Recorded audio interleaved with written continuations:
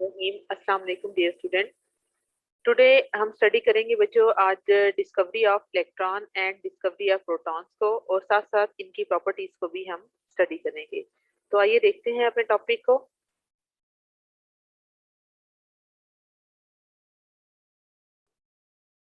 सबसे पहले अगर हम देखें तो हम जानते हैं कि जो भी मैटर है, मैटर की जो फाइनल स्टेट होती है that is known as atom. कि जो मैटर है आपका, उसको हम फाइनली जो एक्सट्रीमली स्मॉल पार्टिकल में डिवाइड करते हैं उसको हम एटम कहते हैं। और ये बच्चों आपके पास एटम का ये सिंपलेस्ट स्ट्रक्चर होता है, जिसके सेंटर में आप जानते हैं न्यूक्लियस है, जिसके अंदर प्रोटॉन और न्यूट्रॉन होते हैं। इसके बाहर शेल्स होते हैं जिसके अंदर इलेक्ट्रॉन्स जो हैं वो पाए जाते हैं। जो साइंटिस्ट थे डाल्टन, उनका ये कहना था कि हम एटम को मजीद पार्टिकल्स के अंदर डिवाइड नहीं कर सकते। ये डाल्टन की थ्योरी थी और ये उन्होंने सब एटॉमिक पार्टिकल के हवाले से अपनी स्टेटमेंट दी थी। इसके बाद अब हम प्रॉपरली इलेक्ट्रॉन की डिस्कवरी की जानिब चलते हैं। तो बच्चों अगर आप इलेक्ट्रॉन की डिस्कवरी देखें तो यहाँ पे आपको आइडिया होगा कि ये आपके पास इस साइंटिस्ट ने इलेक्ट्रॉन को डिस्कवर करने के लिए डिस्चार्ज ट्यूब ली थी। डिस्चार्ज ट्यूब क्या होती है बच्चों? ये शीशे की एक ट्यूब होती है जिसके अंदर उसने गैस को फिल किया। गैस जो है वो आपकी हाइड्रोजन भी हो सकती है, नियॉन, आर्गन, कोई भी नोबल गैस या कोई भी अदर गैस जिसको उसने के अंदर फिल किया। फिल करने के बाद बच्चों यहाँ पे मेटल के इलेक्ट्रोड्स लेते हैं। ठीक है, एक इलेक्ट्रोड होता है जिसका नेम होता है कैथोड, दूसरा होता है उसको हम क्या नाम देते हैं? एनोड। अब एनोड के एक एंड को हम हाई वोल्टेज के साथ बच्चों कनेक्ट कर देते हैं। हाई वोल्टेज क्या होता है कि इसमें हम बैटरी जो है वो 5000 से 10,000 वोल्ट तक जो है वो अप्लाई करते हैं। और इस का वो एंड जो बैटरी के पॉजिटिव टर्मिनल से अटैच होगा, वो पॉजिटिव टर्मिनल की वजह से इस इलेक्ट्रोड पर चार्ज भी पॉजिटिव आ जाता है और इसको हम क्या नेम देते हैं? एनोड का। ठीक है, ये बात आपको क्लियर होनी चाहिए कि वो एंड जो बैटरी के पॉजिटिव एंड से अटैच होगा उस पर इट सेल्फ चार्ज भी पॉजिटिव आ जाएगा। और जब भी किसी इलेक्ट्रोड पर चार्ज पॉजिटिव हो तो बच्चों उसका नेम क्या होता है? एनोड।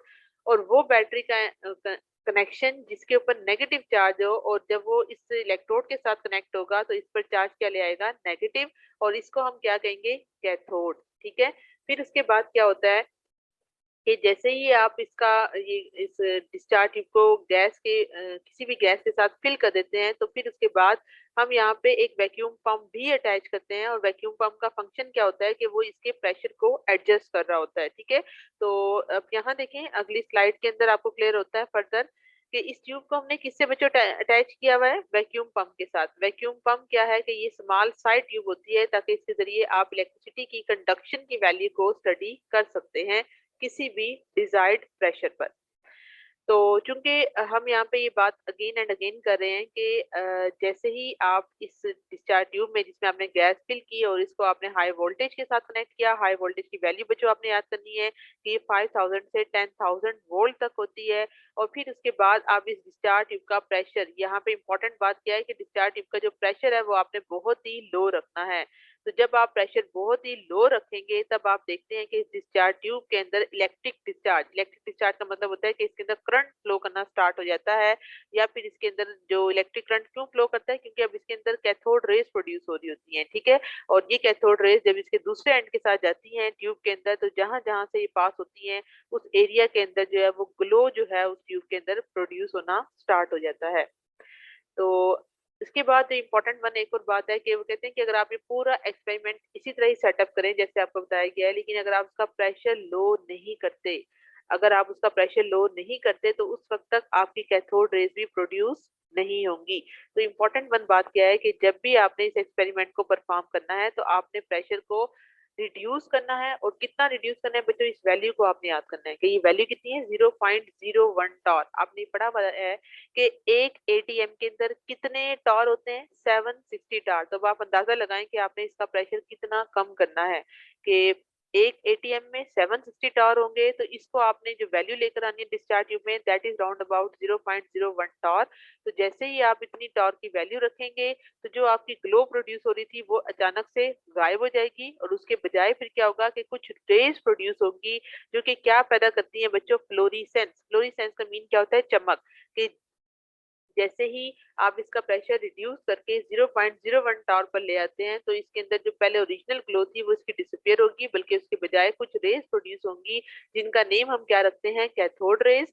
और ये क्या होती हैं कि ये हमेशा स्ट्राइक करती हैं ऑपोजिट टू द कैथोड, यानी ये अगर आपकी कैथोड की साइड है तो ये इसकी जानिब नहीं बल्कि इससे क्या जा रही है, वे जा रही है, तो ये इसके लिहाज से क्या डायरेक्शन बनती है, इसकी ऑपोजिट डायरेक्शन बनती है।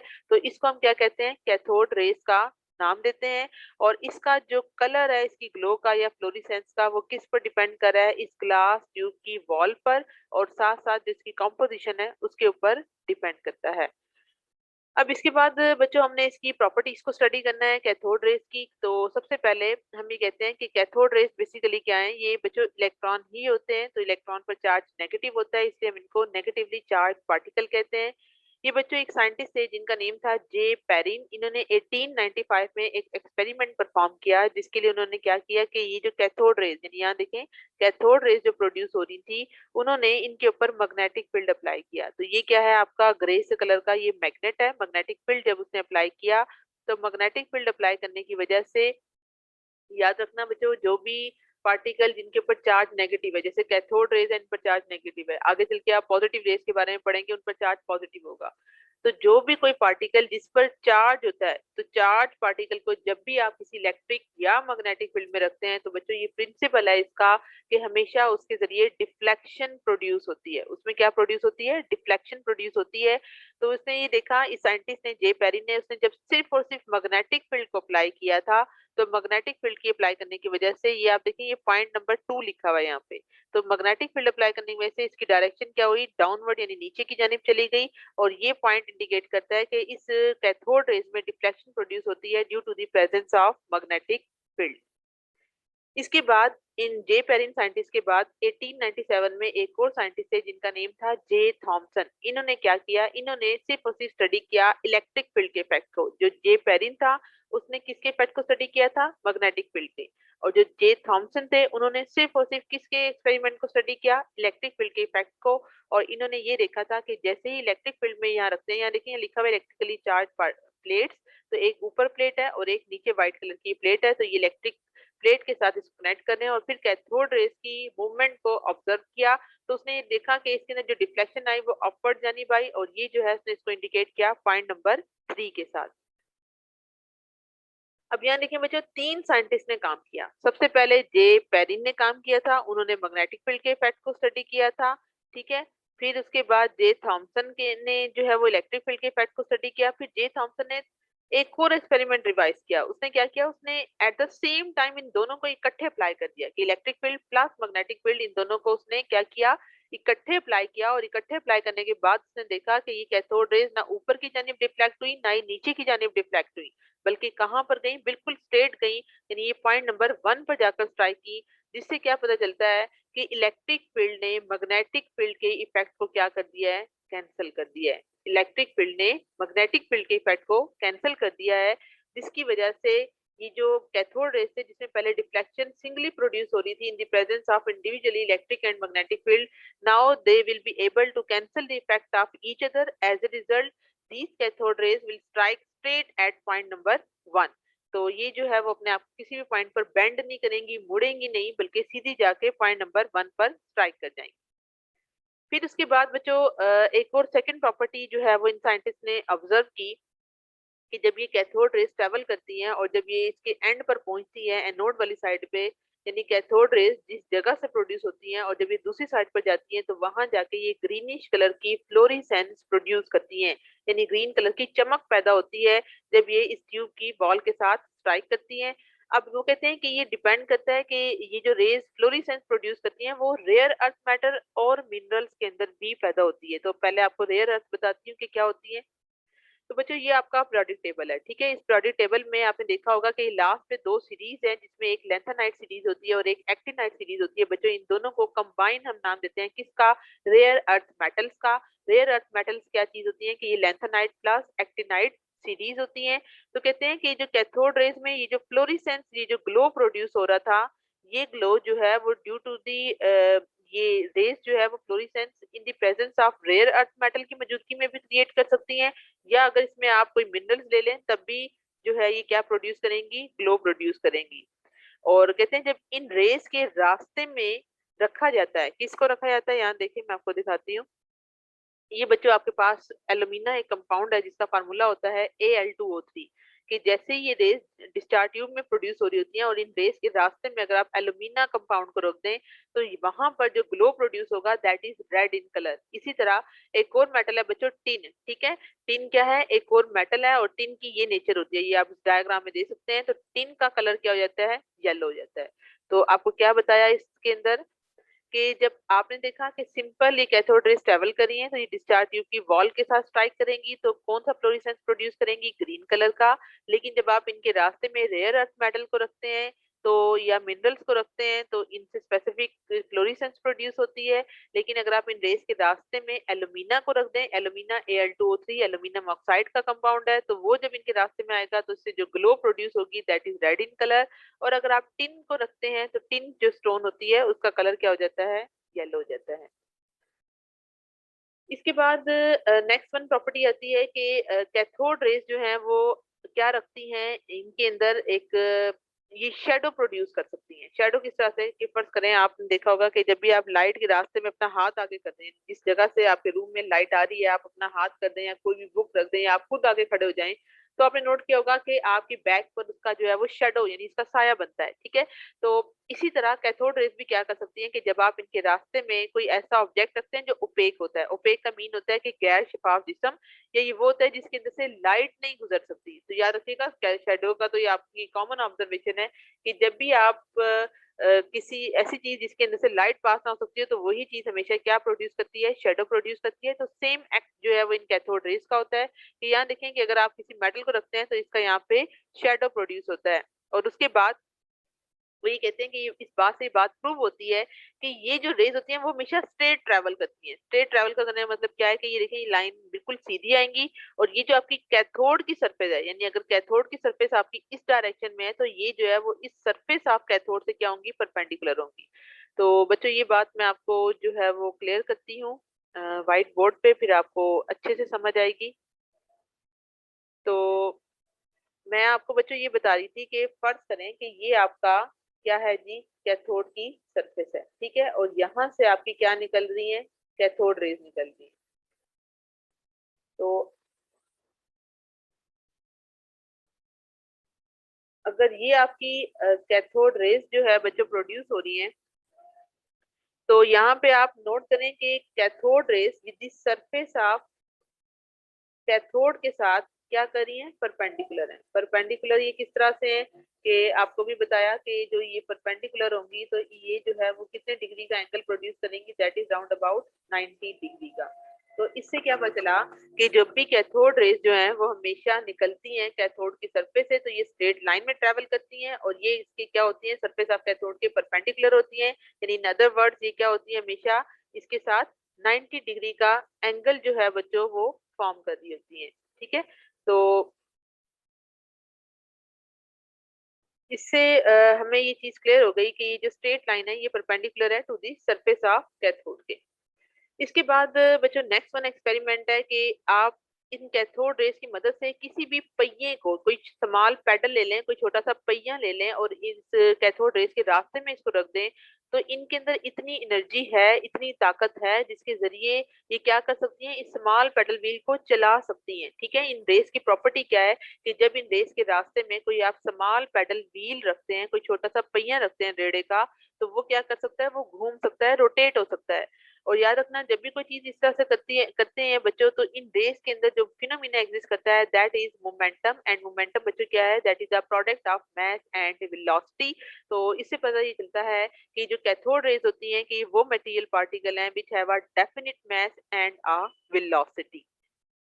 इसके बाद बच्चों एक और इम्पोर्टेंट जनरेशन होती है एक्स रेज की। एक्स रेज आपने देखा होगा कि कैथोड रेज जो है ये क्या प्रोड्यूस कर सकती हैं, एक्स रेज। बच्चों ये आपके सामने एक छोटी सी ट्यूब है जिसमें कैथोड रेज, ये देखिए यहाँ पे लिखा हुआ है कैथोड, कैथोड से ये जो इलेक्ट्रॉन है ये बेसिकली आपकी कैथोड रेज है। इनका ये फिनोमिना एक्स रेज जनरेशन का कि जब आप कैथोड रेज को किसी ऐसे एलिमेंट के साथ जिसका एटॉमिक मास बहुत ही हाई हो उसका एनोड आप बना लें ऐसा एलिमेंट जिसका एटॉमिक मास बहुत ही हाई हो, उसका आप क्या बना लें, एनोड बना लें, और इन एनोड के ऊपर आप कैथोड रेज को स्ट्राइक करवाएं। ठीक है, तो इससे हमेशा एक्स रेज की जनरेशन होती है। ये आप अभी आगे टॉपिक में भी चल के पढ़ेंगे कि एक्स रेज की जनरेशन के लिए हमेशा ऐसा एलिमेंट लिया जाता है जिसका एटॉमिक मास बहुत ही हाई हो। उसके बाद इससे फिर क्या होता है कि इसके जरिए एक्स रेज की जनरेशन होती है। और इसके बाद बच्चों नेक्स्ट वन इसकी प्रॉपर्टी है कैथोड रेज की कि ये हीट प्रोड्यूस करते हैं। जब ये किसी भी मैटर पर गिरती हैं, किसी भी मैटर पर फॉल होती हैं, तो उसके जरिए हीट प्रोड्यूस होती है। जैसे आम लाइट है बच्चों, अगर आप लाइट जलाते हैं तो वो हमेशा हीट प्रोड्यूस करती है। The same way cathode rays के अंदर भी हीट को प्रोड्यूस करने की एबिलिटी होती है। और जब आप कैथोड रेज को किसी भी कनकेव कैथोड से फोकस करते हैं प्लेटिनम की फॉइल पे, यानी फर्ज करें अगर ये कैथोड रेज आ रही हैं और अगर आप इसको किसी प्लेटिनम की फॉइल के ऊपर जो है वो फोकस कर लेते हैं, तो वो क्या करेगी, प्लेटिनम की फाइल उनके रास्ते में रखकर ग्लो करना यानी चमक आना उसके अंदर शुरू हो जाएगी। इसके बाद कैथोड रेज जो है वो अगर इनके पास इतनी मोमेंटम है, इतनी वेलोसिटी और मास रखते हैं, तो इनके अंदर एक फिनोमिना होता है गैस की आयनाइजेशन करने का, कि ये गैसेस की आयनाइजेशन भी काज कर सकते हैं। तो इसी तरह जो है इसकी 8.1 प्रॉपर्टी आती है कि cathode rays have ability to cause a chemical change, कि ये किसी भी रिएक्शन के अंदर या तो इलेक्ट्रॉन निकाल सकती हैं, रिड्यूसिंग इफेक्ट रखती हैं। रिड्यूसिंग इफेक्ट का मीन होता है कि इलेक्ट्रॉनों को ये निकाल देती हैं, रिमूव कर देती हैं। तो इसी के जरिए उन रिएक्शन के अंदर केमिकल चेंज आ सकता है। इसके बाद बच्चों अगर ये गोल्ड की फाइल है, यानी ये इतनी बारीक है, तो जब आप कैथोड रेज को इसमें से गुजारेंगे तो ये इसके अंदर से पास आउट हो जाएंगी, चाहे वो गोल्ड की फाइल हो या फिर वो एल्यूमिनियम की फाइल हो। इसके बाद जो नंबर 10 पर प्रॉपर्टी है बच्चों की, अगर आप इसकी चार्ज टू मास रेशियो लें तो ई ओवर एम बच्चों होता है, E stand for charge and M stand for mass. तो ई ओवर एम का मीन याद रखिएगा कि ये होती है charge to mass ratio. Charge आप जानते हैं कि अगर कैथोड रेज है और ये नेगेटिव इन नेचर है तो इसके ऊपर चार्ज नेगेटिव है, और मास जब इसकी चेक की गई तो पता ये चला कि इसकी मास बिल्कुल एग्जैक्टली मास ऑफ इलेक्ट्रॉन थी। तो इससे जे जे थॉमसन ने ये नतीजा निकाला अपने एक्सपेरिमेंट से कि कैथोड रेज कुछ भी नहीं है, ये सिर्फ और सिर्फ नेगेटिवली चार्ज पार्टिकल है। लेकिन इनकी मास अगरचे इलेक्ट्रॉन से मिलती थी, लेकिन इस साइंटिस्ट ने उस वक्त इन कैथोड रेज को किसी भी चीज का नाम नहीं दिया था। ये साइंटिस्ट है एक और जिनका नेम था स्टोनी। स्टोनी जो है वो साइंटिस्ट का नेम है। ये वो साइंटिस्ट है जिन्होंने आके first time in cathode rays के बारे में बताया था कि ये कैथोड रेज बेसिकली या इलेक्ट्रॉन है। ठीक है, तो ये टॉपिक बच्चों आपका कैथोड रेज का जो है वो ऑलमोस्ट कंप्लीट है। इसके अंदर एक पॉइंट और रहता है, वो आप देख लें। ये पॉइंट कैथोड रेज का डिफर करता है किसके साथ, जब आप आगे चल के पढ़ेंगे पॉजिटिव रेज से, तो इस पॉइंट को आपने भूलना नहीं है। ठीक है, कि जो चार्ज टू मास रेशियो है कैथोड रेज की, वो गैस की नेचर पर डिपेंड नहीं करती है, और वहां चल के आप पढ़ेंगे कि ई ओवर एम वैल्यू जो होती है पॉजिटिव रेज की वो डिपेंड करेगी। तो इसको आप लोगों ने माइंड में क्लियर करना है। ठीक है, तो यहाँ पे साइंटिस्ट ने यही कहा कि इस साइंटिस्ट ने इनकी इलेक्ट्रॉन्स की charge to mass ratio find out की, और उसने ये देखा था कि ये ई ओवर एम वैल्यू हमेशा सेम रहती है। आप जो मर्जी गैस इस्तेमाल कर लें, इससे कोई फर्क नहीं पड़ता, क्योंकि तमाम एटम्स के अंदर इलेक्ट्रॉन्स हमेशा, जितने भी एटम्स होते हैं उन सबके अंदर क्या होते हैं, इलेक्ट्रॉन्स होते हैं, और इलेक्ट्रॉन पर चार्ज क्या होता है, हमेशा नेगेटिव होता है। तो इससे पता ही चला कि E over M value charge to mass ratio है फॉर इलेक्ट्रॉन्स के लिए, वो गैस की नेचर पर डिपेंड नहीं करती, आप जो मर्जी गैस ले लें। अब ये मैं इसका आंसर आपको आगे चल के दूंगी कि ऐसा क्यों होता है। इसके बाद आपने बच्चों आज के टॉपिक में डिस्कवरी ऑफ प्रोटॉन को भी स्टडी करना है। तो बच्चों ये साइंटिस्ट थे 1886 के अंदर जिनका नेम था ई गोल्डस्टाइन। ठीक है, गोल्डस्टाइन ने सेम यही एक्सपेरिमेंट परफॉर्म किया, सेम वही ट्यूब ली शीशे की जो कि उसने कैथोड के लिए एक्सपेरिमेंट परफॉर्म किया था। सिर्फ इसके एक्सपेरिमेंट में बच्चों डिफरेंस क्या था कि इसने ये जो कैथोड लिया, यहाँ देखें ये कैथोड पूरा कंप्लीट नहीं है, आपको यहाँ पे छोटी छोटी स्पेसिस नजर आ रही है, इसको कहते हैं होल। ये हालो कैथोड है। ठीक है, जिसके अंदर फाइन जो है वो केनाल से, सुराख से, होल्स से या परफोरेटेड कैथोड का इसको नाम दिया जाता है। और इसके बाद इसने अगेन इसको गैस के साथ फिल किया, इन कैथोड और एनोड को हाई वोल्टेज के साथ कनेक्ट किया, और यहाँ पर इनका प्रेशर जो है वो रिड्यूस किया। तो उसने ये देखा था कि जैसे ही कैथोड रेज, यानी इन कैथोड से कैथोड रेज इलेक्ट्रॉन्स प्रोड्यूस होते हैं, तो इन द सेम वे से देखा कि कुछ और रेज भी हैं जो कि इस एक्सपेरिमेंट के अंदर इसी के साथ ही प्रोड्यूस होती हैं, वो भी आपको बताती हूँ। तो यहाँ देखें कि ये आपके साथ यही सेम वही एक्सपेरिमेंट है, सिर्फ कैथोड क्या है, सुराखदार। परफोरेशन का मतलब होता है कि सुराखदार कैथोड जो है वो इसने इस एक्सपेरिमेंट के अंदर इस्तेमाल किया था।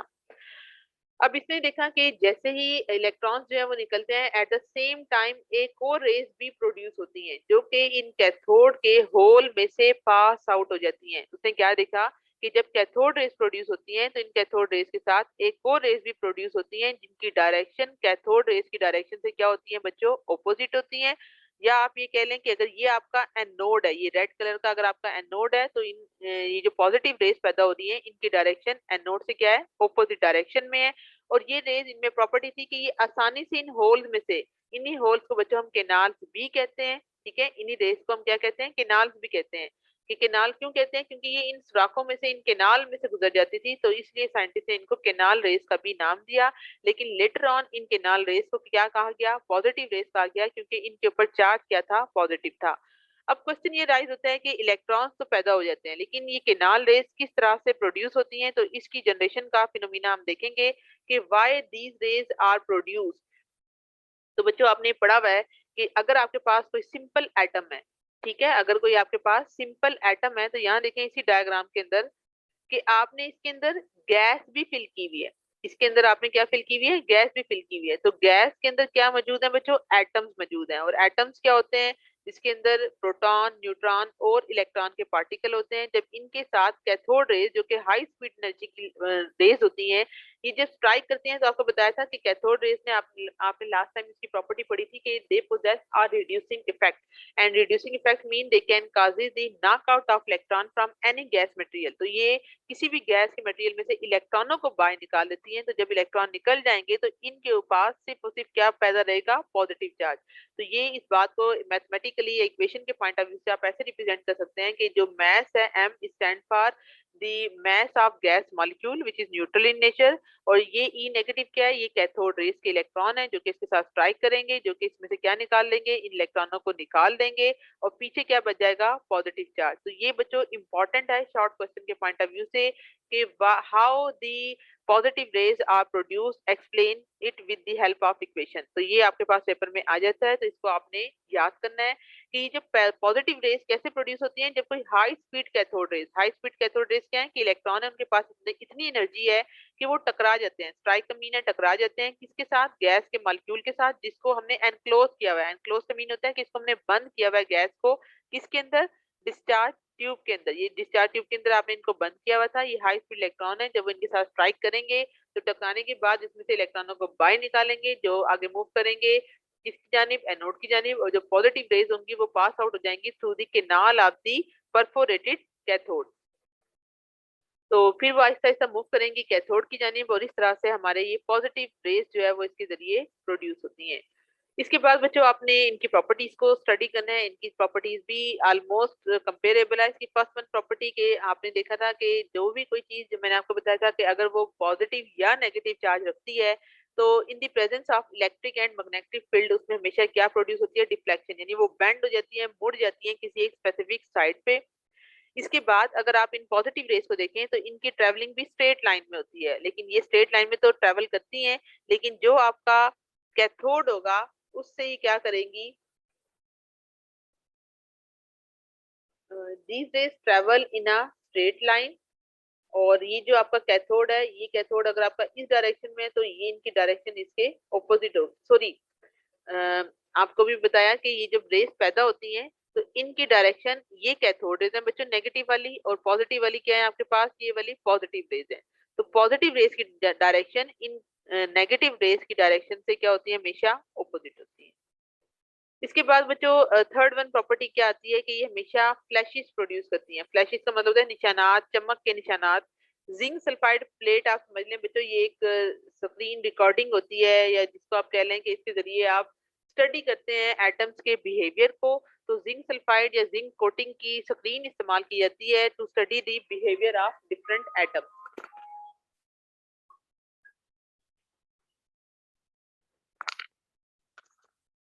और इसी के साथ ही हम ये कहते हैं कि इसकी जो चमक है, जिंक सल्फाइड प्लेट के ऊपर जो है वो स्टडी की जाती है। और ई ओवर एम वैल्यू जो होती है पॉजिटिव रेस की, ये आपको बता रही थी कैथोड के अंदर डिफरेंट थी कि E over M value cathode rays की इंडिपेंडेंट होती है गैस की नेचर पे, लेकिन पॉजिटिव रेस के लिए वैल्यू क्या होती है, हमेशा डिपेंड करती है गैस की नेचर पे। अब यहाँ पे आपको पहले ई ओवर एम को यहाँ देखें कि ये आपके पास रिलेशन है किसका, चार्ज टू मास रेशियो का। It mean E over M जो है इनवर्सली प्रोपोर्शनल है किसके बच्चों, मास के, और डायरेक्टली प्रोपोर्शनल है किसके, चार्ज के। इट मीन अगर कोई चीज ऐसी है जिसकी मास बहुत ज्यादा है, अगर किसी चीज की मास ज्यादा है तो उसकी ई ओवर एम वैल्यू क्या होगी, हमेशा कम होगी। या अगर किसी की मास बहुत कम है तो उसकी ई ओवर एम वैल्यू क्या होगी, ज्यादा होगी।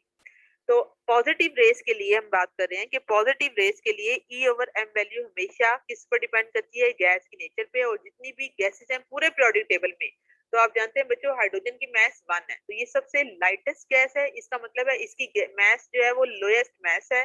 तो अगर किसी की मास लोएस्ट है तो it possess the highest value of E over M.